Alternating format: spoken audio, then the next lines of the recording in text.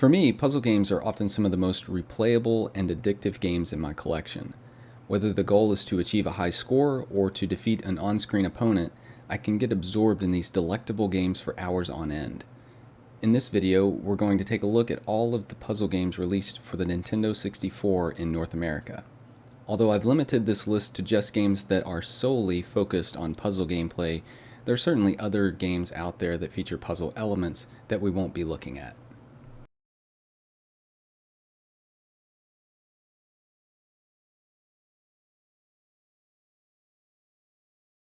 First up, we have Bust-A-Move 2 Arcade Edition. I've always been a big fan of the Bust-A-Move games, and this early entry in the series is an excellent slab of puzzling madness. This series is also known as Puzzle Bobble, and it's all about shooting bubbles into the play area so you can try and match 3 or more of the same color. Like most Bust-A-Move games, this one offers 2 different modes of play. The first one is Puzzle Mode, where you simply play through a variety of levels until you reach the end.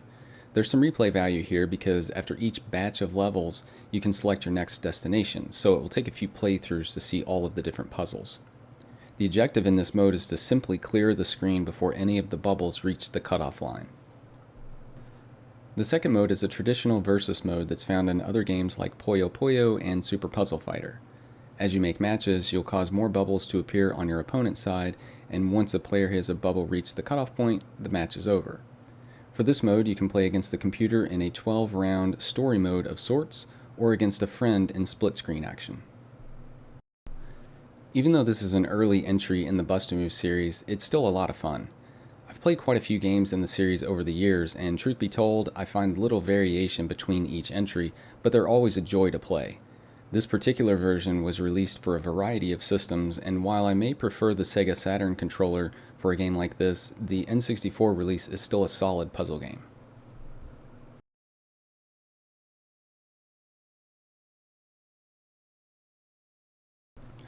Well, everything I just said about Bust-A-Move 2 Arcade Edition applies to Bust-A-Move 99. Despite the name, this is actually an enhanced version of Bust-A-Move 3.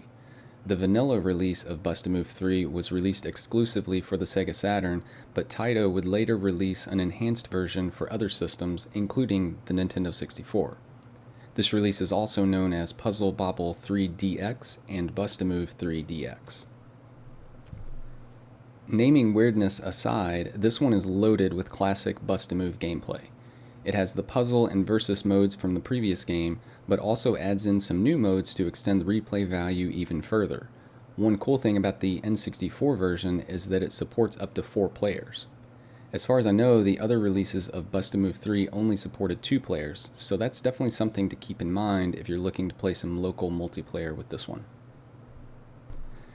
Out of the 2 Bust-A-Move games on the N64, I'd probably go with this one just because it has more content in general, but they're both excellent choices if you like the series.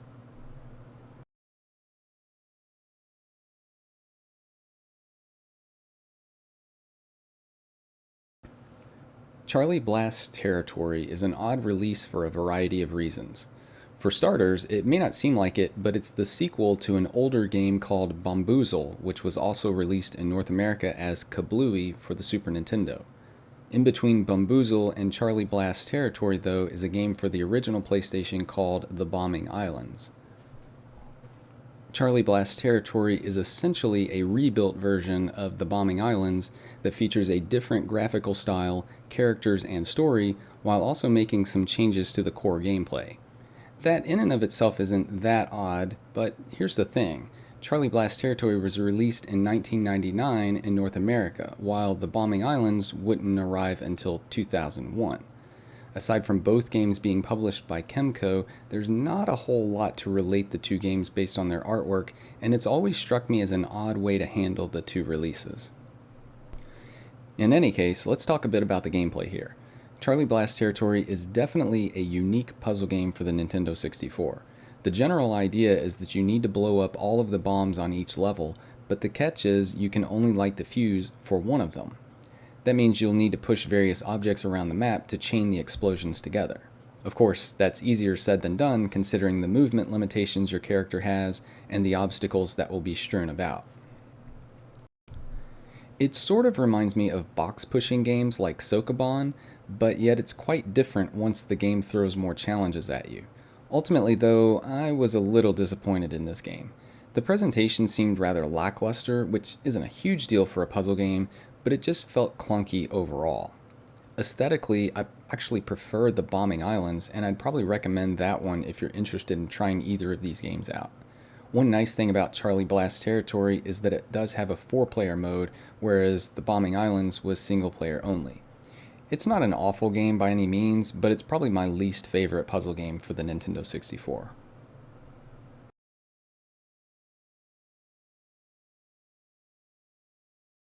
Next up, we have my personal favorite puzzle game for the N64, Dr. Mario 64.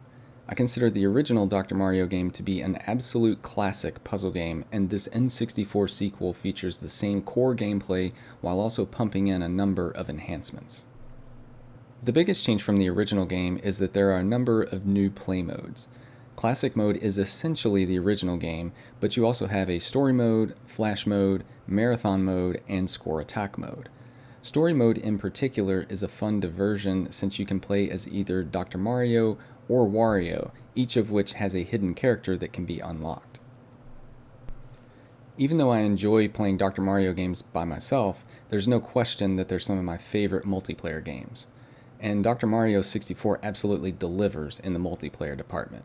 The best part about Dr. Mario 64's multiplayer is that it supports up to 4 players. If you thought Dr. Mario on the NES could get intense, just wait until you've played a 4-player battle in this one. The game even offers multiplayer options beyond the classic mode, just in case your group wants to change things up a bit. Oh, and you can also play a standard versus mode against a computer opponent if you need to get some practice in.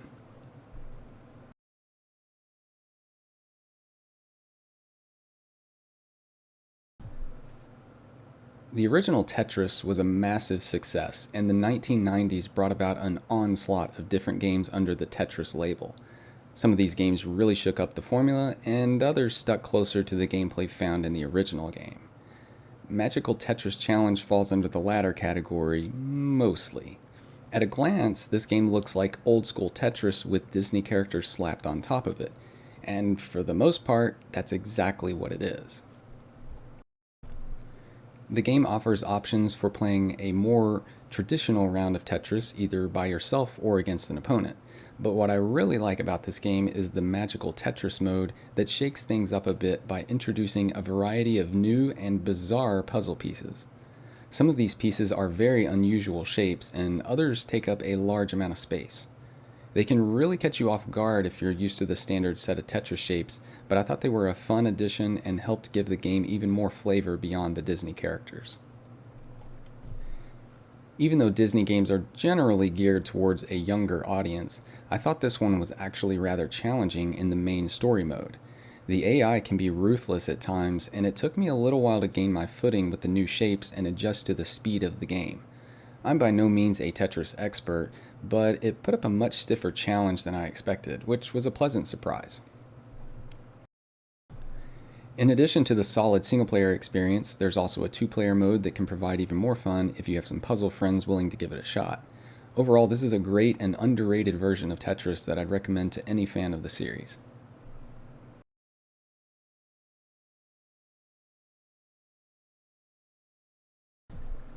Next up, we have the new Tetris, which isn't exactly new anymore.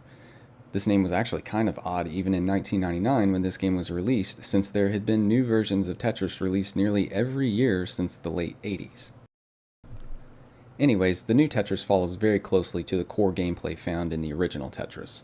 The primary game mode is the standard marathon mode found in most Tetris games. Additionally, you have Ultra Mode, which has you racing against the clock to clear 150 lines as fast as you can, and also Sprint Mode, which is a 3-minute race to see how many lines you can clear. The new Tetris has a few handy features that are commonplace now, but were considered new in 1999, such as a ghost piece, being able to store a puzzle piece, and a preview for upcoming pieces.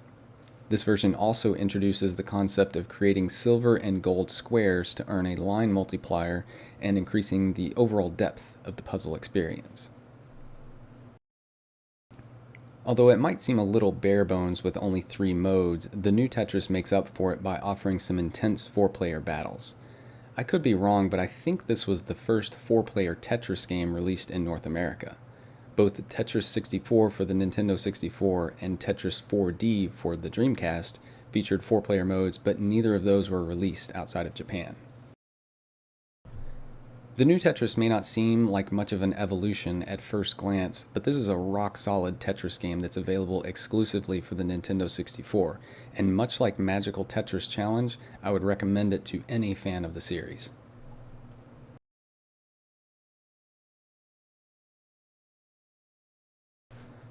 I was a few years outside of the target demographic when the Pokemon craze hit North America in the late 90s, and I must admit I've never actually finished a mainline entry in the series as of this video. In fact, Pokemon Puzzle League was the first Pokemon game I ever played. Despite the Pokemon assets, this game is built upon another Nintendo series called Panel de Pon in Japan.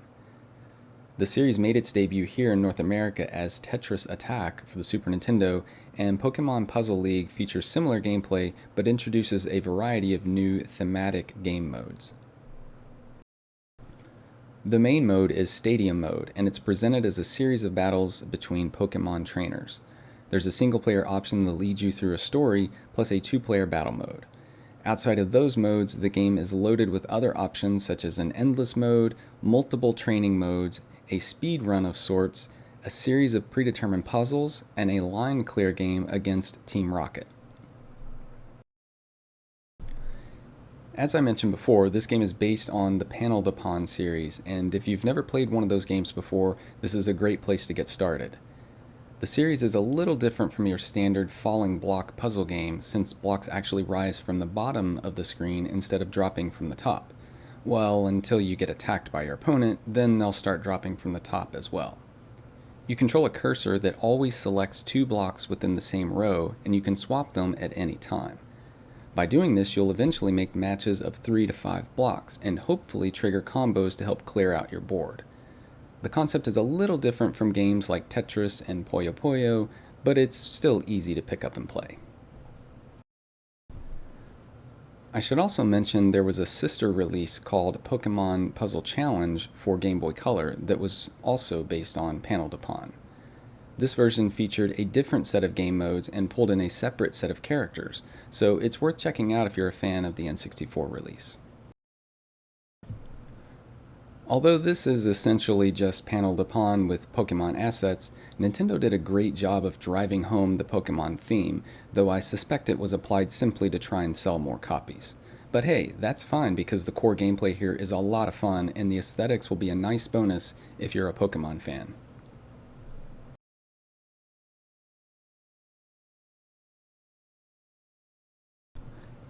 Next up, we have the third and final Tetris game for the Nintendo 64 on our list.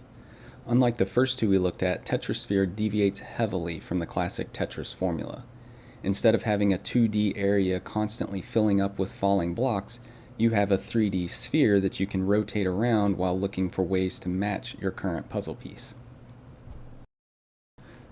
The main game mode is called Rescue Mode, and instead of clearing lines, you're essentially drilling into the aforementioned sphere to rescue a robot that's trapped inside. To rescue the little guys, you'll need to match up the puzzle pieces you're given with those that are already in the sphere. If you make a mistake by dropping a piece where it doesn't match anything, you'll get a strike against you, and once you get 3 of those, then your game is over. Making matches alone isn't terribly challenging since there aren't very many types of puzzle pieces and you're able to move things around slightly on the board. The real challenge here is that you have a time limit. If you don't drop your puzzle piece before the timer runs out, then it will be dropped wherever your cursor happens to be, which is almost always not what you want. The game does a good job of easing you into things by gradually ramping up the difficulty, but by the time you get towards the end, you'll need to make placement decisions in a matter of seconds, and it ends up getting rather nerve-wracking. There are also some other modes, including a puzzle mode with predetermined layouts for you to solve, and a versus mode for 2-player battles. Tetrisphere is a great option if you're looking for a challenging and unique puzzle game. It's also exclusive to the N64 and one of the more affordable games on this list, so it's definitely worth checking out.